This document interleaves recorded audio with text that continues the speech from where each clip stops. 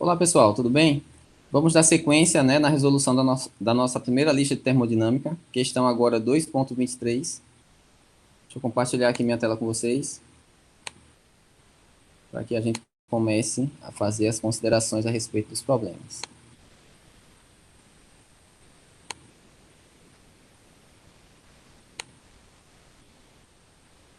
Pessoal, a questão 2.23, ela fala o seguinte: uma corrente de água morna é produzida em um processo de mistura, em estado estacionário, combinando 1 kg por segundo de água fria, a 25 graus Celsius, com 0,8 kg por segundo de água quente, a 75 graus Celsius.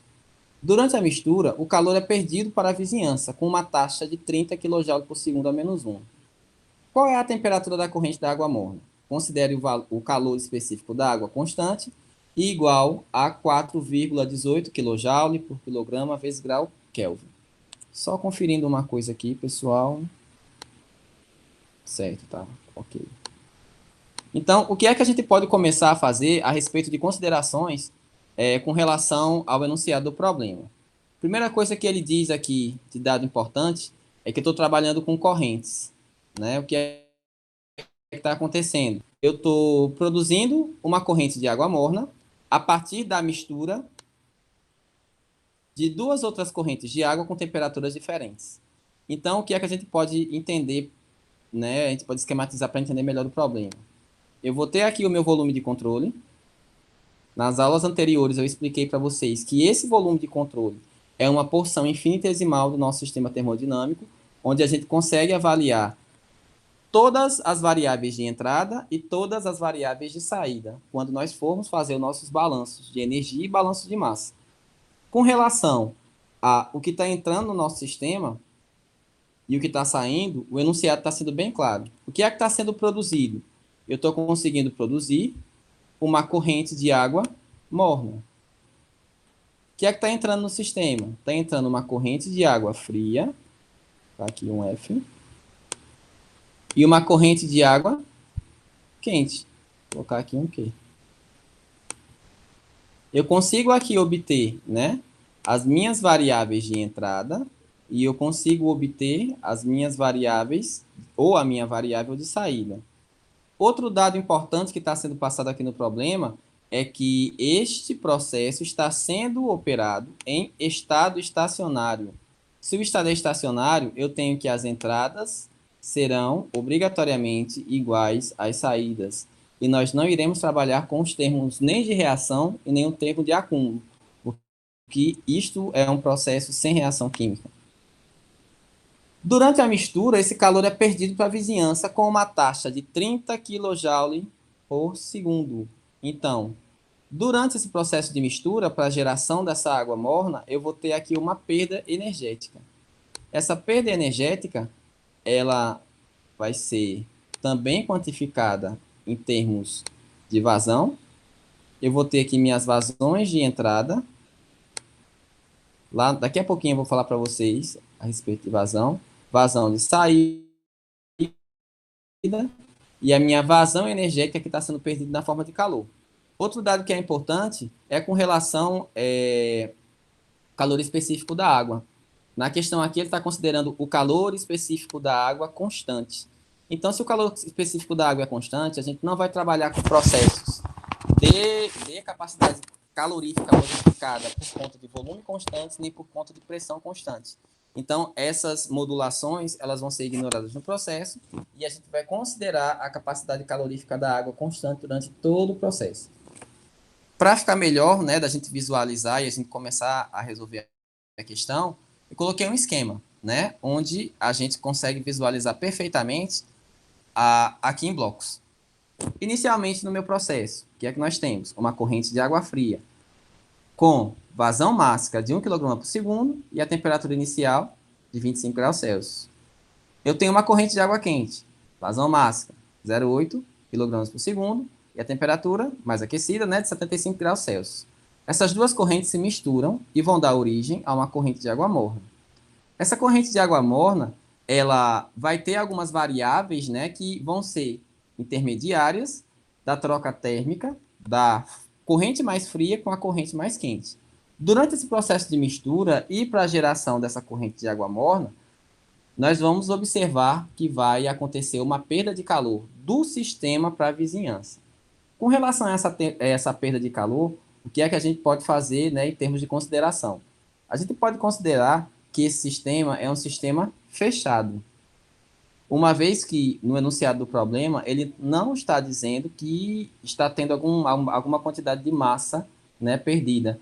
Está sendo perdido somente calor, em uma taxa de vazão também, certo?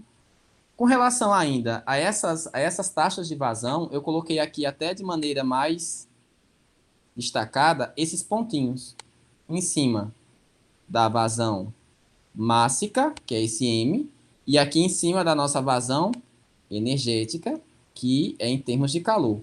Quando eu tenho uma vazão mássica, eu estou relacionando uma unidade de massa por uma unidade de tempo. Quando eu estou trabalhando com uma vazão energética, a gente está trabalhando com uma unidade de energia, que lá no enunciado do problema ele colocou o quilojoule, por uma unidade de tempo, que no caso também ele colocou, que é o segundo. Então, sempre que vocês verem, né, vocês observarem que tem esses pontinhos em cima das variáveis em questão, quer dizer que nós estamos trabalhando com termos que descrevem um fluxo, uma corrente, uma vazão. No nosso caso, vazões mássicas, em termos mássicos, e vazões energéticas, em termos de unidades de energia. Com relação ainda ao que está acontecendo durante esses processos, nós temos dois caminhos para fazer a avaliação. Eu posso fazer a avaliação em termos de energia interna, certo? Em termos de ΔU, ou a gente pode também fazer essa mesma avaliação em termos de entalpia. Como nós vamos ter, né, processos em que as capacidades caloríficas não vão ser alteradas do início ao final do processo, eu acredito que a gente consegue resolver das duas formas. Eu escolhi, né, para a gente dar sequência ao nosso estudo, a gente resolver utilizando o caminho, né, descrito pelas variações entálpicas, pela variação de entalpia. Então, vamos lá. Considerando que a entalpia ela é uma função de estado, vocês lembram qual é a definição de função de estado? Numa função de estado, o que é importante é o estado inicial e o estado final do processo.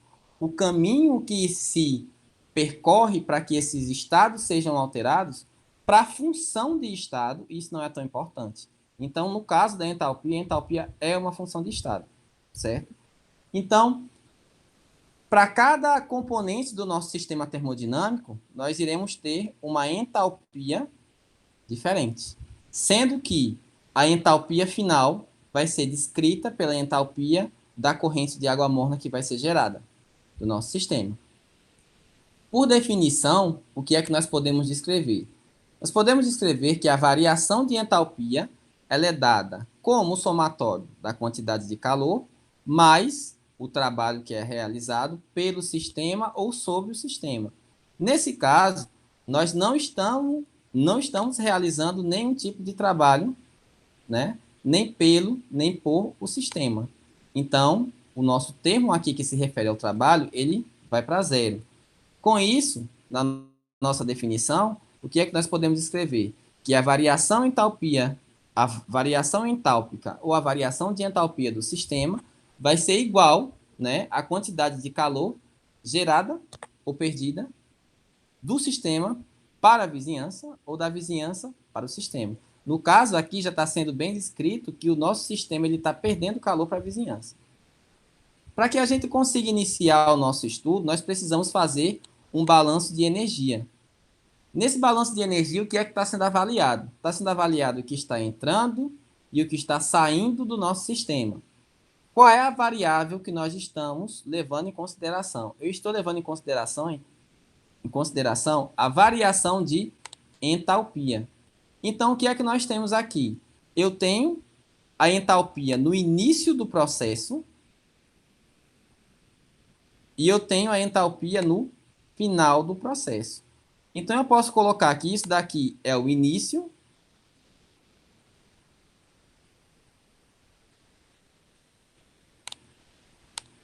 E aqui nós temos o final do processo. Por que que eu estou colocando isso, minha gente? Sempre que a gente trabalha com uma variação, com delta, o que é que eu vou ter? Eu vou ter o estado final menos o estado inicial. Uma coisa que é importante, para que essa corrente de água morna ela seja preparada, eu vou precisar trabalhar com uma mistura. Então, o que é que eu vou ter? Eu vou ter um somatório de entalpias, né, de H1, relacionando com a corrente fria, mais H2, que está relacionada com a corrente quente. Então, essa mistura será o início do nosso processo. Quando nós observamos a formação da corrente de água morna, nós relacionamos com o final do nosso processo. Daí a gente consegue calcular quem? A variação de entalpia do nosso processo. Como é que a gente vai conseguir descrever isso? Eu coloquei, ó, se há um delta, eu vou ter o final menos o inicial. O que é que nós estamos relacionando aqui? Sempre que eu estou trabalhando com variação de entalpia, eu preciso delimitar o meu objeto de estudo. Então, se eu tenho uma quantidade entálpica, uma variação de uma entalpia inicial, eu preciso avaliar o quê? A quantidade mássica que está presente no meu sistema. Então, nessa equaçãozinha aqui, a gente também poderia escrever, como a gente já fez em outros exercícios, colocar um M aqui na frente. Só que no nosso caso, o que é que está acontecendo? Esse nosso M, ele não é simplesmente uma massa, ele é um fluxo. Então, a gente está trabalhando com um fluxo mássico. Por isso que eu coloquei, ó, o fluxo máxico da corrente de água morna vezes a entalpia da corrente de água morna menos todo o estado inicial. O estado inicial, ele se dá da mistura do fluxo máxico da corrente de água fria vezes a entalpia da corrente de água fria mais o fluxo máxico da corrente de água quente vezes a entalpia da água quente. Com isso aqui, também, né, a gente pode escrever a nossa variação, que é importante também, do nosso balanço de massa. Então, como é que vai ficar o nosso balanço de massa? Vai ficar a massa que entra menos a massa que sai. Então, se eu tenho aqui uma massa que está saindo e uma massa que está entrando, a saída menos a entrada, obrigatoriamente tem que ser igual a zero. Por quê? Porque o nosso estado, né, o nosso processo, está sendo conduzido em regime ou em estado estacionário. Organizando essa minha equação aqui, o que é que eu fiz? Eu substituí. Eu tenho que a variação de entalpia é dada por quem? M3 vezes H3 menos MH1 mais M2 H2. Só que nada mais é do que o nosso ΔH. Mas, por definição, o que é que nós temos? Que ΔH é igual à quantidade de calor do sistema. Então, eu substituo aqui o meu ΔH e coloco igual à quantidade da vazão máxima energética que está sendo perdida de calor. Continuando, eu queria que vocês prestassem bem atenção nessa etapazinha. E isso daqui, né, relaciona bem com o nosso conceito de função de estado. Por quê? Vê só, com relação à minha vazão mássica inicial, o que é que eu preciso avaliar? A minha vazão mássica 1, né, minha massa de entrada 1, ela tem um estado inicial e o estado final dela quem vai ser? Vai ser o H3. Então, por isso que eu coloquei aqui, ó. Para minha vazão de entrada, eu vou ter a entalpia da água morna menos a entalpia da água fria. Então, minha vazão de entrada M1, que é 1 kg de água fria por segundo, eu relaciono com a entalpia da água morna, que ela vai ser gerada, né, com esse contato, menos a entalpia de entrada dela. A mesma coisa eu faço com a minha segunda corrente de entrada.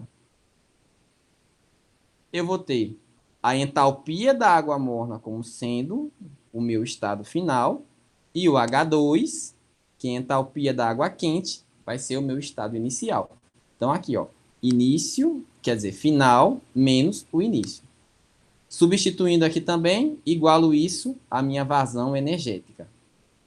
Tentem escrever, pessoal, detalhadamente para vocês reproduzirem, porque a gente só consegue realmente entender esse conceito quando a gente lê o que é uma função de estado, quando a gente sabe o que é uma variação de entalpia e quando a gente lembra dos conceitos que foram dados em sala de aula e vocês têm todos descritos lá no livro texto de vocês. Seguindo.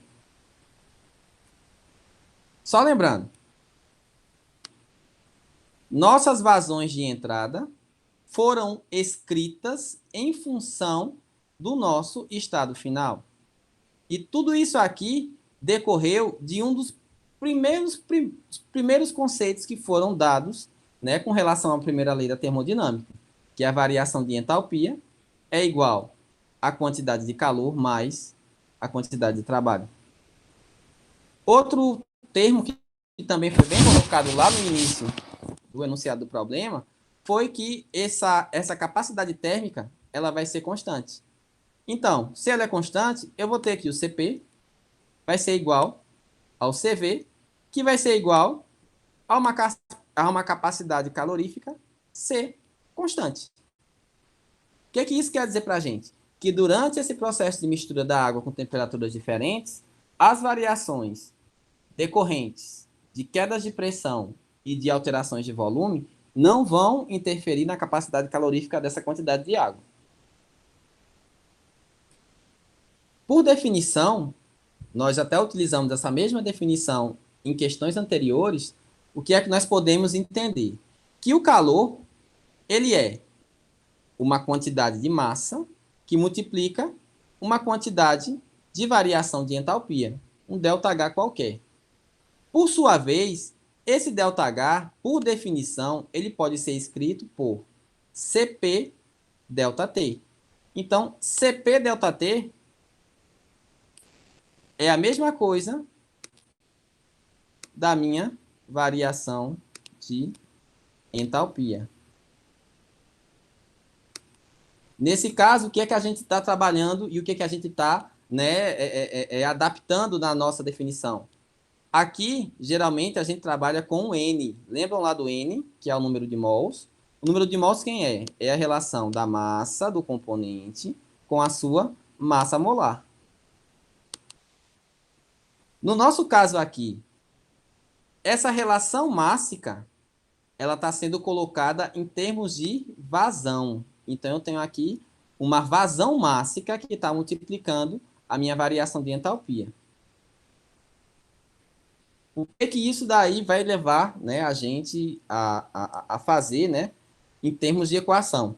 Eu vou pegar a equação que é resultante do meu balanço de massa e energia, que nós fizemos no slide anterior, vou colocá-la aqui. E o que é que eu vou fazer em termos de substituição?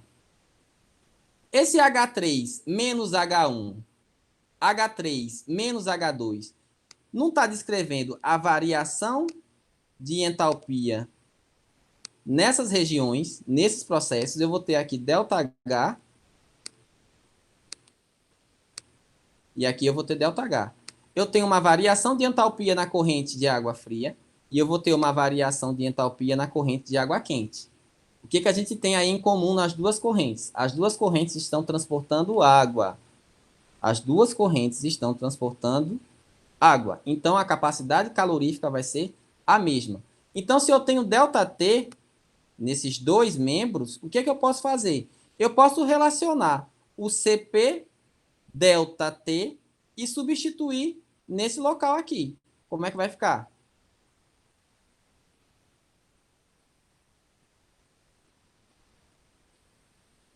Essa massa continua sendo a mesma. Corrente mássica, na verdade. E o que é que eu tenho? Aqui o meu Cp ΔT. Cp ΔT. Quem é o Cp ΔT? É o nosso ΔH. Eu vou até riscar aqui, ó.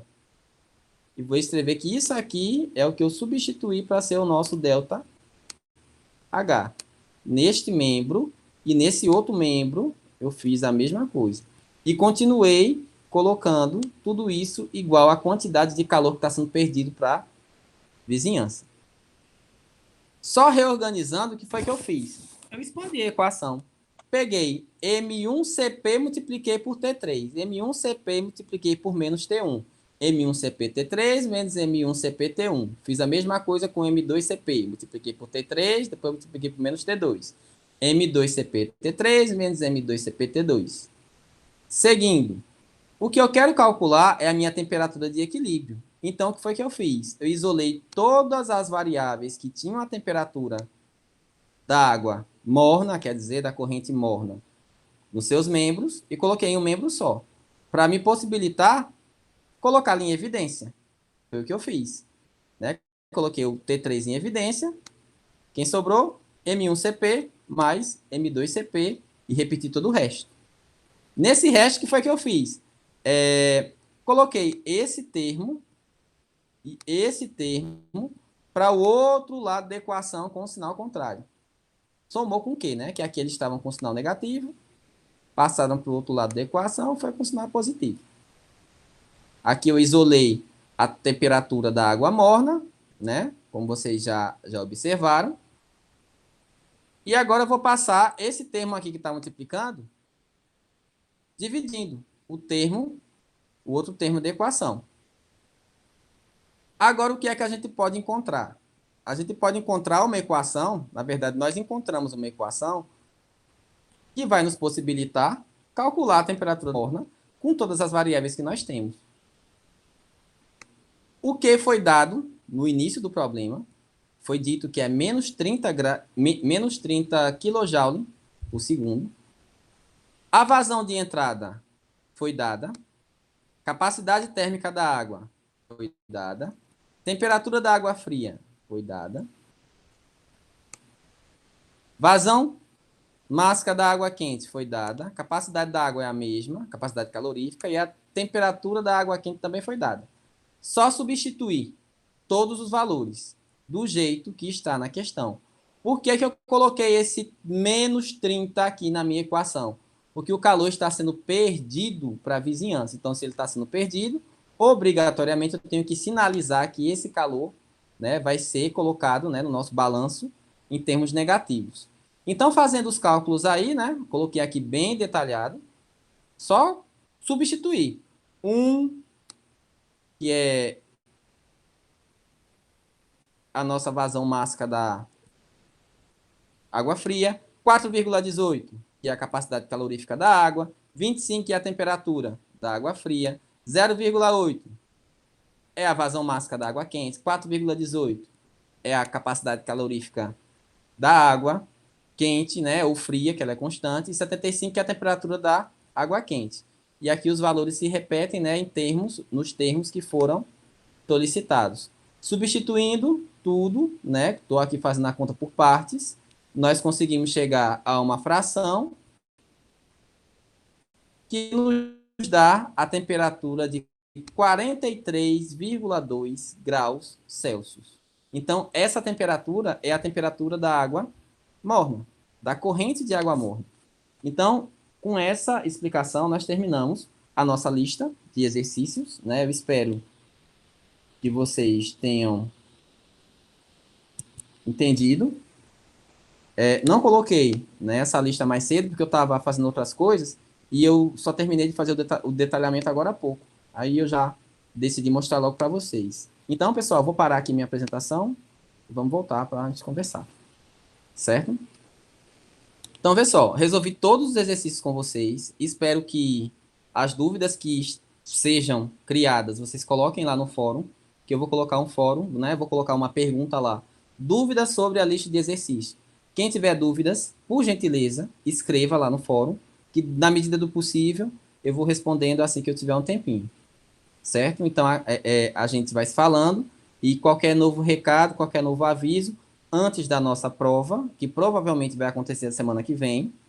Antes disso, vou marcar um horário ainda para tirar dúvidas a respeito dessa lista, certo? E vou tentando informar sempre vocês lá pelo Classroom. Obrigado e a gente vai se falando.